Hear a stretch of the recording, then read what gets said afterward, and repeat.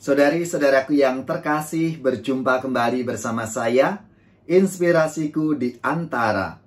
Renungan Harian Selasa 11 Mei, Pekan Paskah yang ke-6. Saudari-saudaraku yang terkasih, apa kabar semuanya? Semoga kita selalu dalam keadaan baik, tetap sehat, dan bersemangat. Saudari-saudaraku yang terkasih, inspirasi kita hari ini dari Injil Yesus Kristus menurut Yohanes, bab 16 ayat 5-11. Dalam renungan ini dikisahkan tentang wejangan atau nasihat Tuhan Yesus di saat-saat terakhir hidupnya. Wejangan ini menjadi penting dan bernilai karena dikatakan oleh Tuhan Yesus sendiri kepada para murid. Ini menjadi permenungan bagi kita sendiri sebagai murid-murid Kristus pada zaman kini. Maka kita diajak untuk merenungkan lebih-lebih selama kurang lebih 1 tahun ini kita mengalami pandemi COVID-19. Apa sih yang menjadi pergumulan kita? Maka mungkin menjadi pengalaman-pengalaman dalam hidup kita serasa menjadi diri kita yang asing karena apa? Banyak kegiatan-kegiatan bahkan beribadat selama 1 tahun yang lalu itu kita harus di rumah. Semuanya dilakukan secara online. Dan ini menjadi suatu perubahan yang besar dalam hidup kita. Saudari-saudaraku yang terkasih, sebagai umat beriman, kita selalu diberi pengharapan. Apalagi dalam sabda Tuhan hari ini menjadi penting. Karena apa? Yesus memberikan janji kepada para muridnya sebelum Yesus meninggalkan mereka.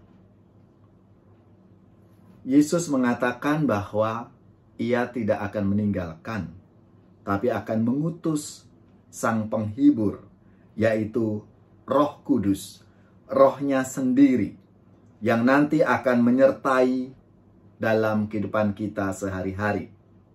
Roh itu juga yang membuat hati kita seringkali kita merasa terganggu nurani kita. Karena apa? Ketika kita melakukan tidak sesuai dengan suara batin kita, maka roh itu akan menggerakkan kita.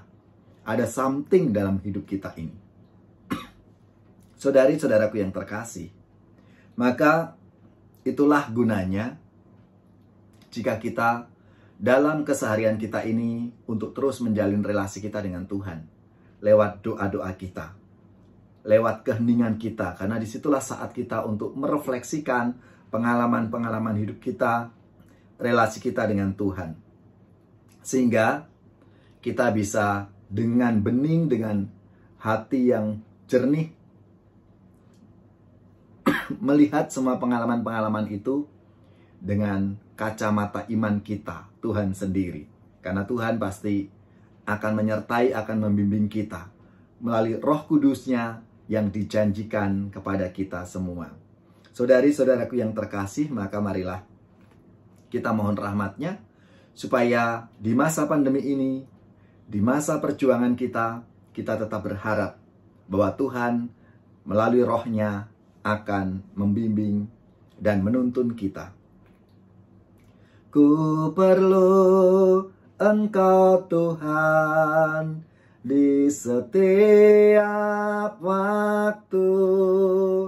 Ku perlu Engkau Tuhan di setiap langkahku.